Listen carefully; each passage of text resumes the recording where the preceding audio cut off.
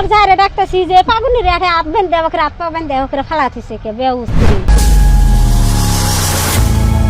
প্রতিবন্ধী তরুণীকে দল বেঁধে পরবর্তীতে তাকে পাওয়া যায় পাশের ধান খেতে হাত পা বাঁধা অবস্থায় এবং অবস্থায়। এ বিষয়ে বিস্তারিত আমরা জানবো মাহবুব আলম থেকে এবং আপনাদের সাথে রয়েছে আমি স্নিগ্ধা আখি। জি মাহবুব আলম। ধন্যবাদ নতুন সময়ের অডিয়েন্সকে, ধন্যবাদ আখি আপুকে। আখি আপু, একটা চাঞ্চল্যকর ঘটনা সেটা হচ্ছে গতকাল মঙ্গলবার এক মানসিক ভারসাম্যহীন এক তরুণীকে হাত পা বাঁধা এবং অবস্থায় উদ্ধার করেন এলাকাবাসী। সেই ঘটনাটা মানে এতটাই মর্মান্তিক যা আমি নিজে যে সেটাকে শুনতে পেলাম।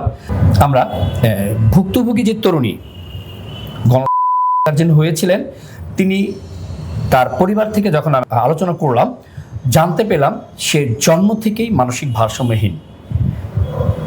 তাই ধীরে ধীরে পর্যায়ক্রমে যখন বড় হয় কিন্তু সে তো মানসিক ভারসাম্যহীন হয়েছে।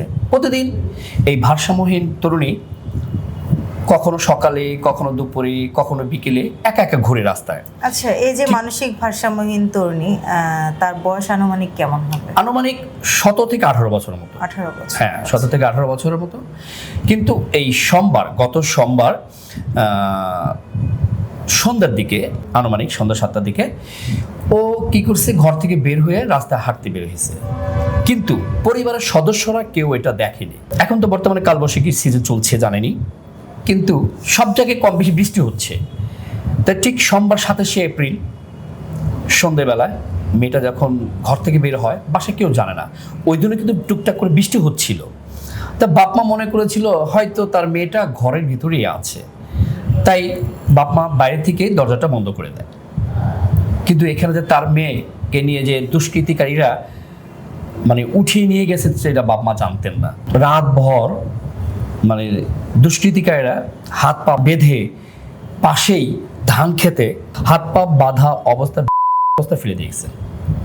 মানে মানুষ কতটা নিকৃষ্ট হলে বা কতটা নিকৃষ্ট মন মানসিকতার হলে যে একজন মানসিক প্রতিবন্ধী নারীকে এই ঝড় বৃষ্টির রাতে তুলে ধান খেতে নিয়ে গিয়ে তাকে পাশবিক করে আবার তাকে অবস্থায় ফেলে চলে গেছে।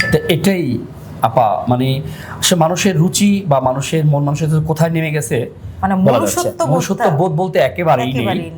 যাই হোক, এখন রাত ভরে যখন ছিল, সকালবেলায় 28 তারিখ মঙ্গলবার সকালে, মানে গতকাল মঙ্গলবার সকালে পাশের গ্রামের এক বৃদ্ধ মাঝ বয়সী এক মহিলা, ওই যে রাত্রে ঝড় তুফান বা বৃষ্টি হয়েছিল, তো খড়কোটা পড়েছিল বা ডালপালা ভেঙেছিল, সে টোকানোর জন্য পাশে যায় ওই ধান ক্ষেতের পাশে যখন যায়, দেখে ওই সেই যে ভারসাম্যহীন যে তরুণীটা হাত পা বাঁধা অবস্থায় মানে চিৎকার চেঁচামেচি করে কান্নাকাটি করছেন।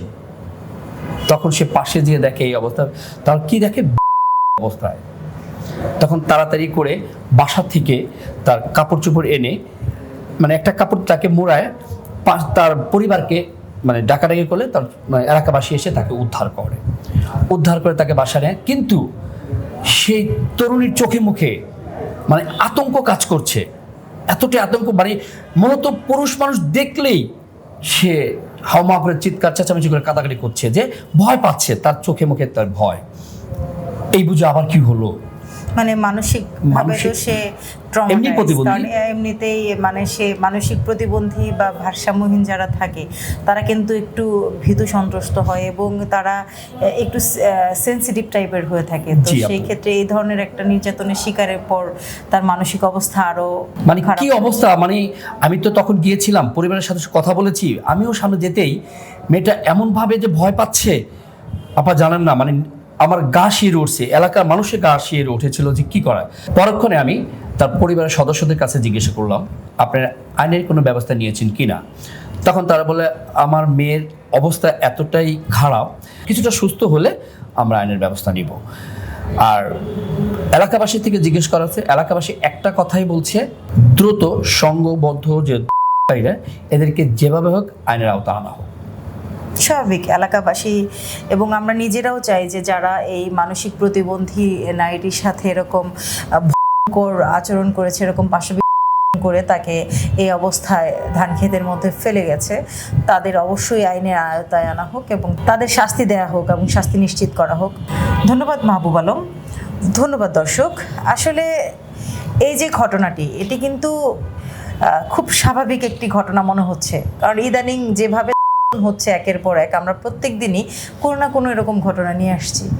কিন্তু আপনি চিন্তা করেন যে বর্তমান সমাজে একজন মানসিক ভারসাম্যহীন নারীও কিন্তু নিরাপদ না। আমরা রাস্তাঘাটে চলতে গেলেও কিন্তু এরকম অনেক দৃশ্য দেখি যে একজন মানসিক ভারসাম্যহীন নারী যে গর্ভবতী অবস্থায় আছে, অথচ তাদের এই যে গর্ভাবস্থায় তাদের দেখার কেউ নাই, তাদের সন্তান হচ্ছে, ওই যে এটা বলে আসি আমরা, যে বলি যে মা হয়েছে পাগলিটি, বাবা হয়নি কেউ। আসলে কেউ না কেউ তো বাবা থাকে, কিন্তু আসলে মানুষের মনুষ্যত্ব দিন দিন কোথায় চলে যাচ্ছে এটা আপনারাই বুঝতে পারছেন।